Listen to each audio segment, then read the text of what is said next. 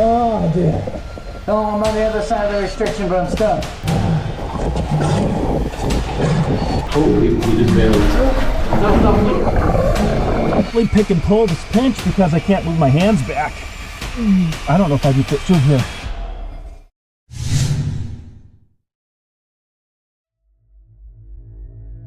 This encounter comes from the action-adventure twins, Ed and James, two brothers who have a very particular idea of fun. They're cave explorers, but not the kind who stick to wide, well-lit tourist caverns. They go for the tightest, most unforgiving passages they can find, the kind of holes in the ground that most people walk past without a second thought. If there's a gap in the rock barely wide enough to squeeze through, these two see it as an invitation. So, when their friend Matt mentioned there was a cave about 15 minutes from his house, one he'd spent 3 days digging out by hand, there was really only one possible outcome.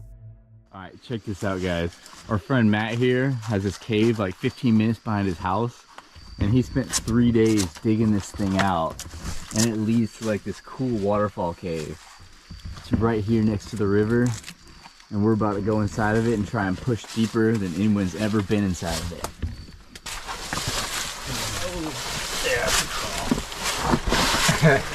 Oh yeah. I don't even know. You got it. I was skinnier then. I was so skinny. It's the last bit. They went in. From the very start, the entrance made its intentions clear. A narrow opening, hand dug by Matt himself, just wide enough to get a body through. Past that, the cave opened up enough to move around, briefly, because it wasn't long before they hit water, a flowing section, cutting right through their path. Caving is already a sport with a long list of ways things can go wrong. Add moving water, and that list gets significantly longer. Here's the water. Right below us. Oh, we gotta get down to it. Oh, that's crystal clear. Yeah. Oh! Dude, you need help? Yeah, just that. Dude, this place is unstable. Yeah. It's just mud. Wet rock is unforgiving. One of them learned that quickly when he slipped and nearly went down hard. His reflexes saved him. They kept moving, but deeper in, the passage closed in again, this time with water running straight through it. To get to the other side, someone had to crawl through a flooded body width restriction. That's when the atmosphere in that cave shifted. This is what was blocking the way. Well, I got it now.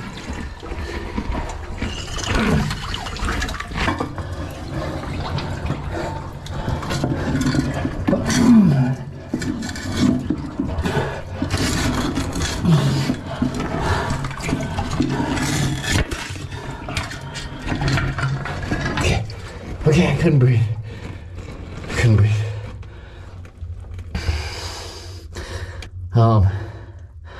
I got jammed up with the shovel. Okay, I'm gonna hold my breath and get the shot for y'all. See if there's something over there.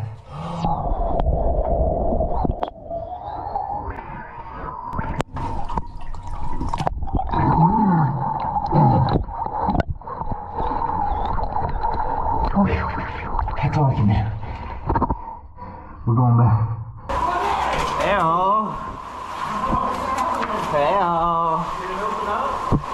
I couldn't quite get it. I started shivering.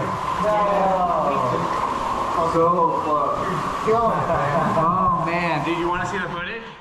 He pushed into the passage and almost immediately ran into trouble. The gravel beneath him was shifting with the current, piling up around his body as he moved. The water began rising around his face. He panicked, backed out, and surfaced shaking. It was a close call. After a short rest, he decided to try again. Any second now, I'm hoping this water's gonna stop. And then maybe we can push through.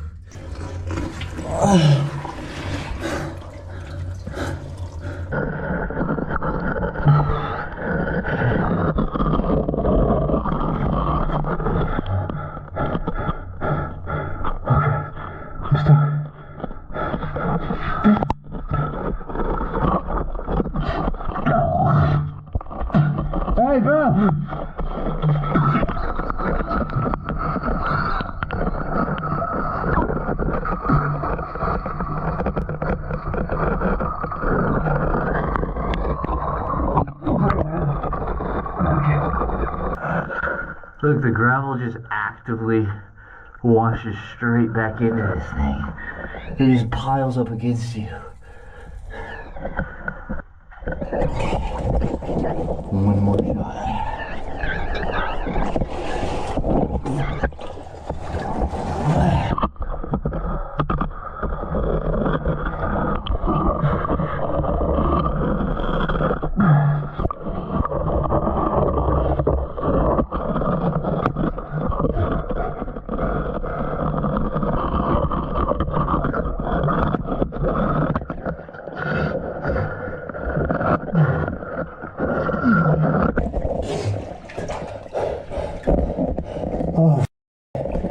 Oh, dude.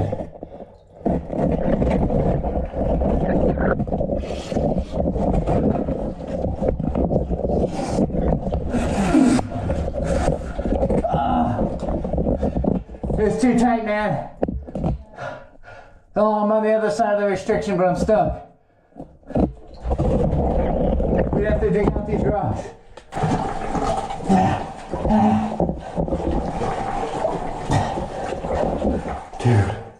Dude. Hey, bro. I think the rocks are actually piling up. Dude, the rocks are piling up. Well, you just gotta come over here and dig them out. Oh, shit.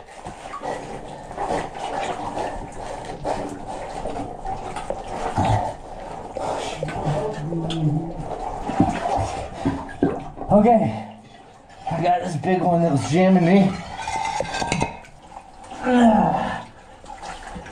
Dude, I made it through. That dam's not a fail. The dam? Yes, it's holding back a shit ton of water. The main dam? We're about to get swamped. Okay.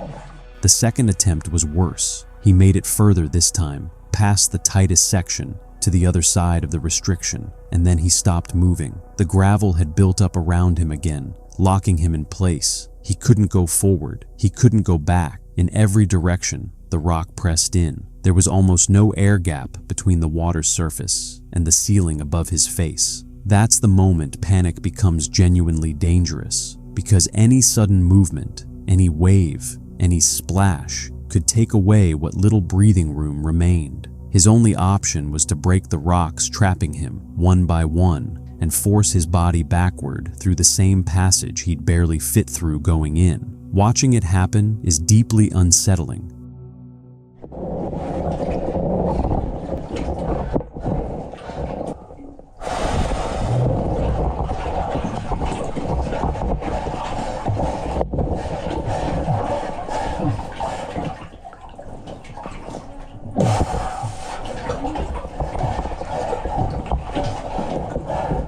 I'm caught.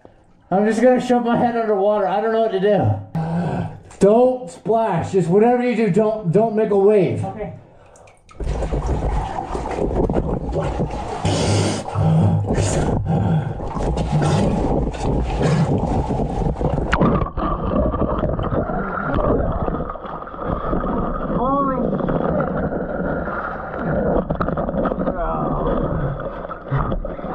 It's not good, dude. That was insane. That was dumb. Dude. We gotta get out of here. It got serious back there, dude.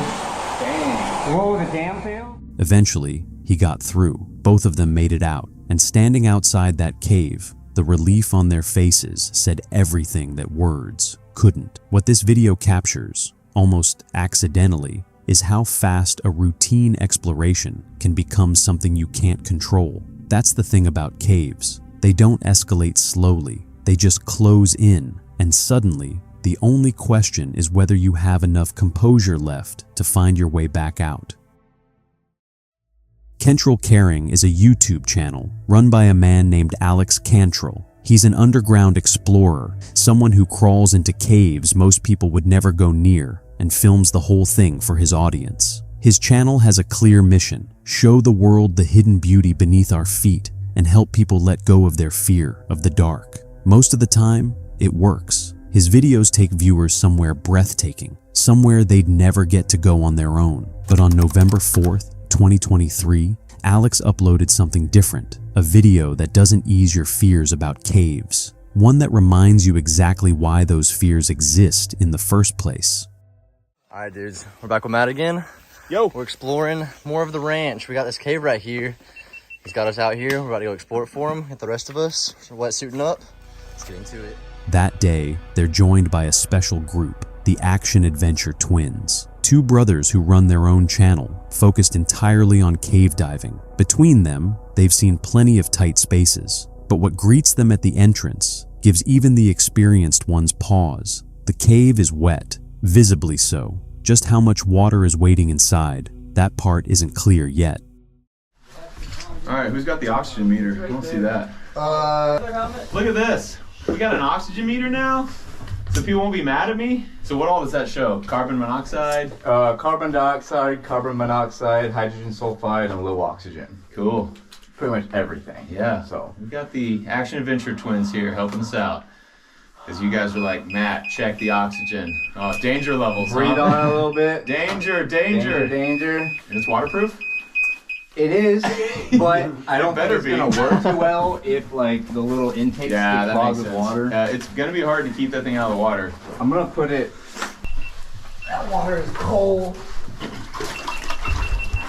All right, guys, we have made it out to the cave that's on the demolition ranch. Or off the ranch. Wait, is it beeping already? Well, see, I immediately dunked it underwater. I told you. So, you know, I don't think this is gonna give us the accurate Probably read. not accurate. Or the entire cave has bad air. It might. Good thing I was 100 feet in there or more. Water. All right, who's going? Giddy up. Who's you next? This first part is the worst part as far as the rocks, and then it gets deeper. It makes it way easier. Before heading in, Alex and fellow YouTuber Matt pull out an oxygen analyzer to test the air. The device starts beeping almost immediately. Alex notes there's a danger reading on the screen, but neither man seems particularly alarmed by it. There's some joking about whether the meter is broken or whether the entire cave just has bad air. It's funny until it isn't. More people crawl in anyway, with Alex going in after them. And these are waterproof? Huh? These are waterproof? Make sure the gasket's sealed, yeah. All right. Let's get into it.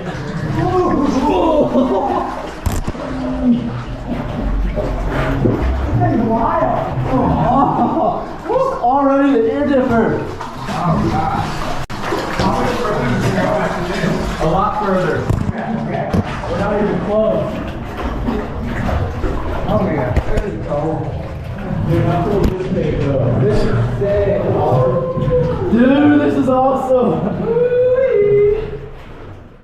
The entrance is narrow enough that you have to see it to believe it. Matt gets down on his hands and knees just to squeeze through, his lower half going completely underwater. The meter keeps beeping. The group keeps laughing. A small spider clings to the opening as Alex ducks past it. Once inside, the passage widens, slightly, just enough to keep moving.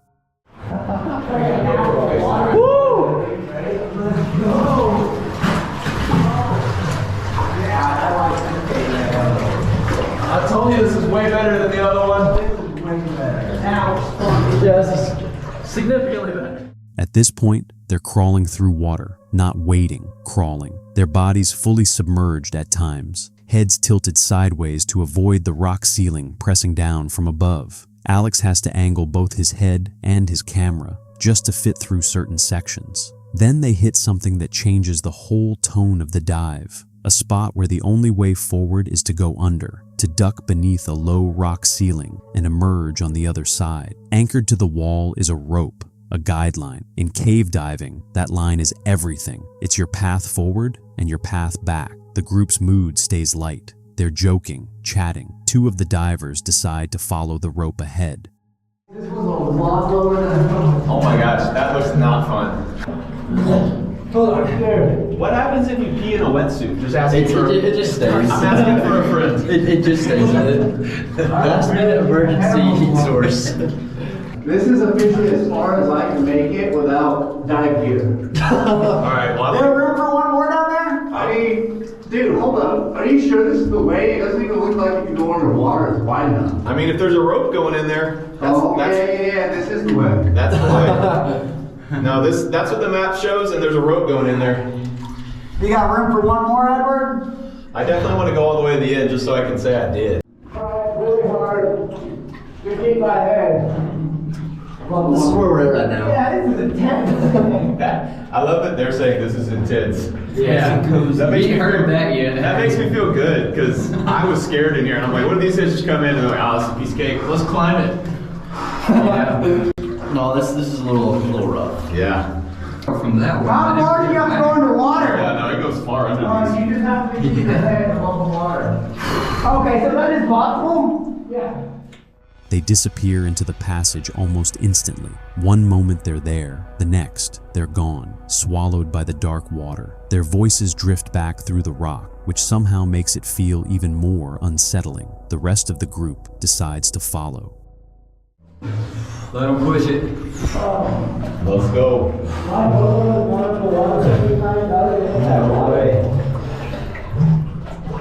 He's going upside down. That's how you're supposed to do it, man. Yeah. Really? That makes it easier? Yeah. I don't like it. Which way did you go, Edward? Those Phoenix lights are doing pretty good in the water. Is that what? I was saying my Phoenix lights are doing pretty good in the water. In this section, the water is neck deep. One explorer tries floating on his back, thinking it'll be easier. His nose and forehead skim the ceiling, just inches of space between his face and solid rock. Then ahead, the passage narrows again. The two lead divers are pressed flat against the ceiling, hands and face pushing into the stone to keep moving. There is no room for error here, no space to think, no way to turn around quickly. This is the worst possible place for something to go wrong, and that's exactly when it does. Good times. Good times. Yeah, go look for him. Does it really go further? Is he under? Oh, hell no, I'm not doing that. I can just barely hear right here. So loud. The echo. This is the waiting area. I'm glad I didn't go in there and wait. Are you going, Jacob? Oh, he just bailed. Stop.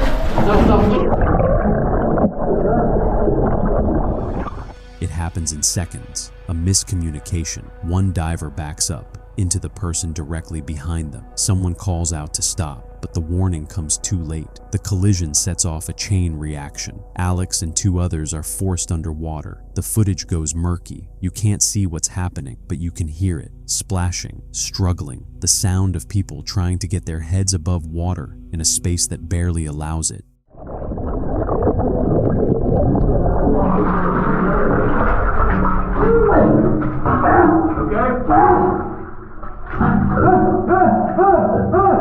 You're good. Oh my God!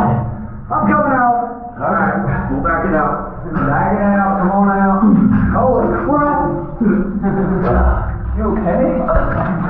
You look like the shark has got. Did you like shove me over into the water? I'm sorry, Alex. When they finally surface, the panic is written across their faces. One of the divers involved in the collision is visibly shaken, breathing hard, disoriented. The group makes the call without much debate. They're getting out. Panic mode. Yeah.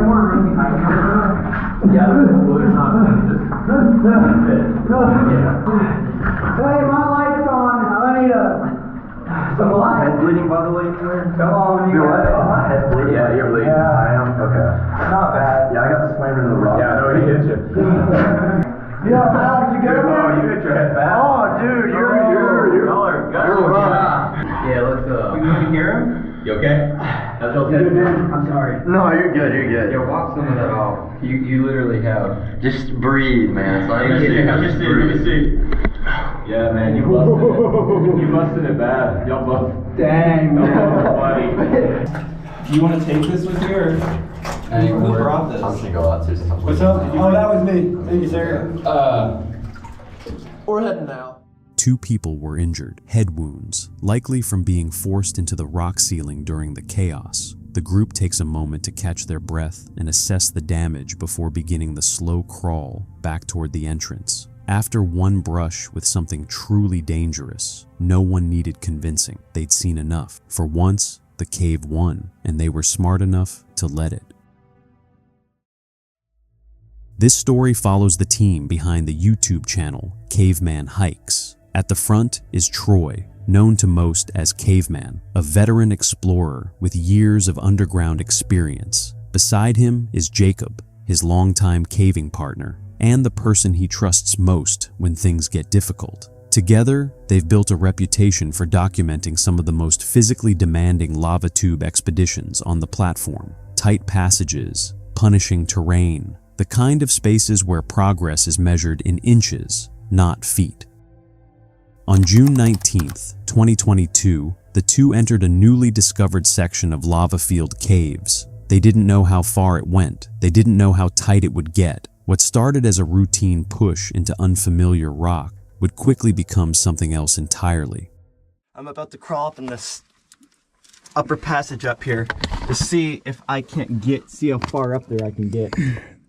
Seems like a good idea. It does. Go for it. Roger that. I'll pull you out. Turning lights up. I'm gonna build a rock stack when I get all the way back here though. Okay. Oh, here we go.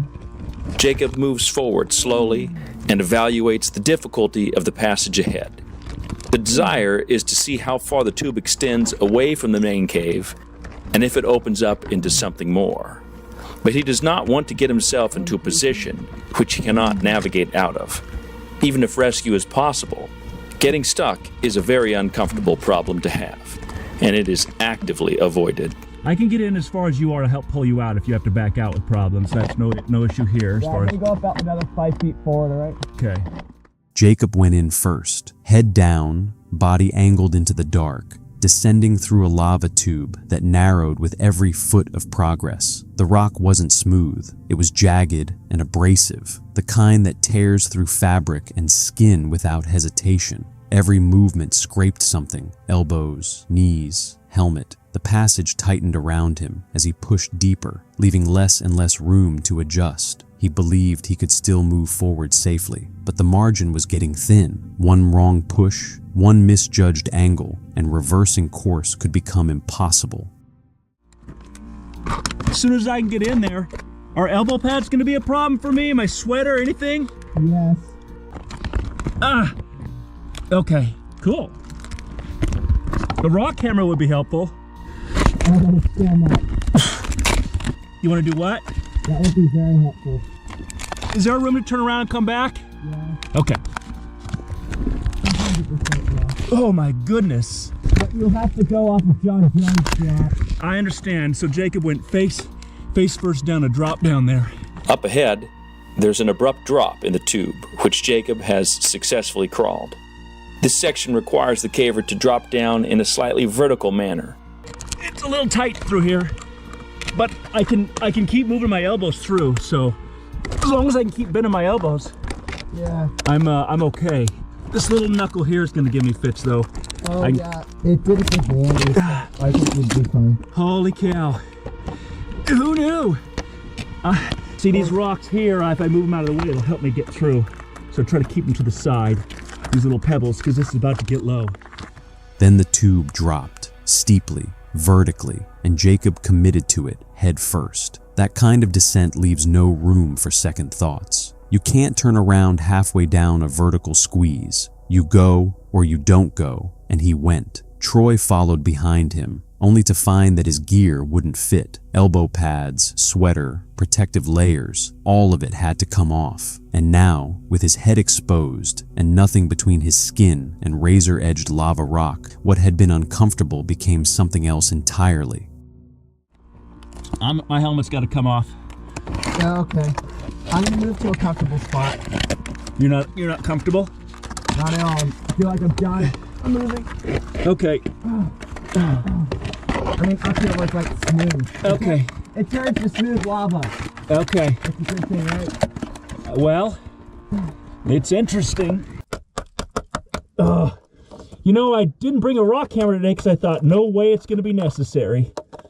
I'm just trying to bang a few little knuckles off here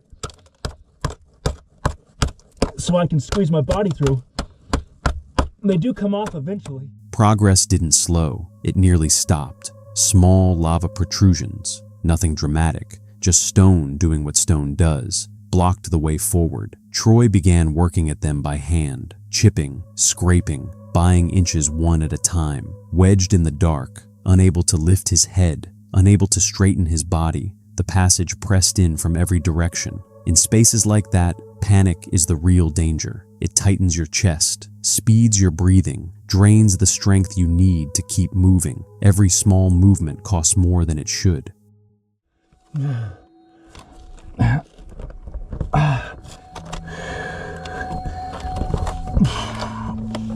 Yeah, no, easier this time, I believe. I think I'm already through. Yep, made it. No sweater, no elbow pads. I'm through. Oh, good Lord, that's another low spot there, dude. At least I could turn around, though. Can you, no, you can't. Okay, so Jacob's using the free gear we got from Phoenix, I don't know. Amazing. So now I don't have elbow pads or anything, and I don't have gloves, and so I'm getting cut up already pretty badly. Eventually, Troy made it through, battered but through. Below him, another drop waited, this time with no gloves and no pads. The descent punished him for it. Skin against rock, joints against edges, and the floor below offered no relief. The lava remained sharp, shredding palms and scraping stomachs as they pulled themselves forward. Bloodied hands, torn fabric. That was the price of going deeper. As Jacob can tell you, we are with certainty, with absolute certainty, the first people that have ever been in here. Agreed. Is it cool? I don't know, but we're first. Right. Absolutely agreed. And Jacob was brave today. He decided to do this on his own. And it turns out I can make it too. And that's what's cool about Jacob being closer to my side. If he makes it through something, there is some likelihood that I can also make it. Oh, thank goodness the lava smooths out. It's so nice. This lava is so jagged here. It's just killing me. The rocks are razor sharp, so you have to put your hands flat and just take the rain. I'm gonna turn my headlamp back on. Okay. Oh, my belly's already all cut up. Ow. Oh, this is so nice.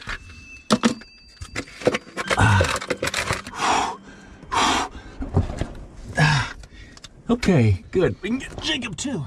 Past the drop, the passage opened, just slightly, enough to sit upright, enough to breathe. And in that small, low-ceilinged pocket of space, they realized something significant. No one had ever been here before. They were certain of it. The cave had been pushed well beyond its previously mapped limits. But even in that moment, the ceiling hung low above them, and the only way out was back through everything they'd just survived.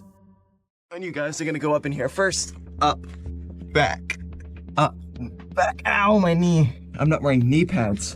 So pressing against that is just so painful. And it just really sucks.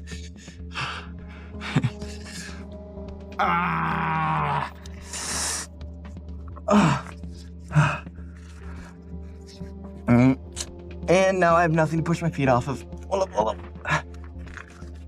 Ow! I hit my knee again. Whew, that was very painful. Now I'm gonna... In the tunnel? Yeah, I'm in the tunnel. I'm about at the drop. Oh, this sucks.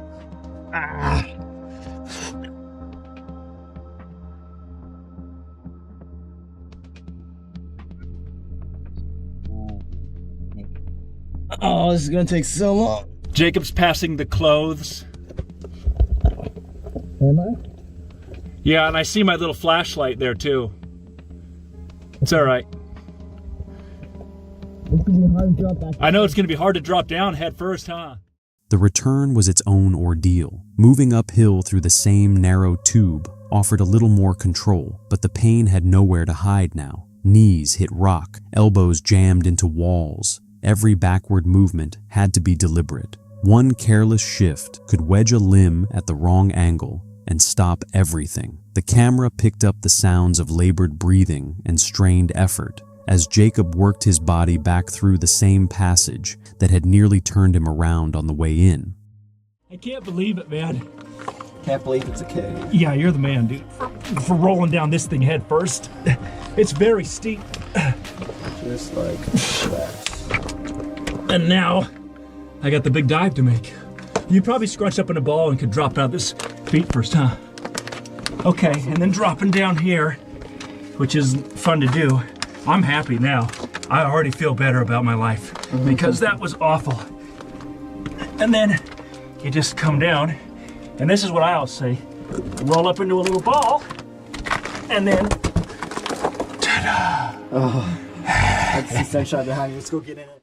Both men eventually stepped back into daylight, cut, bruised, quietly exhausted. They had gone farther into that cave than anyone before them, and they made it back out. That part matters. But so does what the footage quietly reveals along the way. In places like that, danger doesn't arrive with any warning. It accumulates. A shoulder wedged an inch too deep, a helmet catching at the wrong angle, a moment of panic that empties the lungs at exactly the wrong time. Had either of them stalled inside that vertical squeeze, unable to go forward, unable to back out, the story ends differently. Extraction from a lava tube is slow, technical work. A passage barely wider than the human body gives rescuers almost nothing to work with. When rock is pressing against your ribs and your options are narrowing, even experienced judgment starts to bend. What Troy and Jacob had that day was preparation, trust in each other, and enough composure to keep moving when stopping felt easier. That combination carried them through. But lava tubes don't issue warnings. They don't adjust. They simply hold their shape and wait. Sometimes the closest you come to real danger is the moment you realize, standing back in the light, just how little space there was between where you were and a situation with no good ending.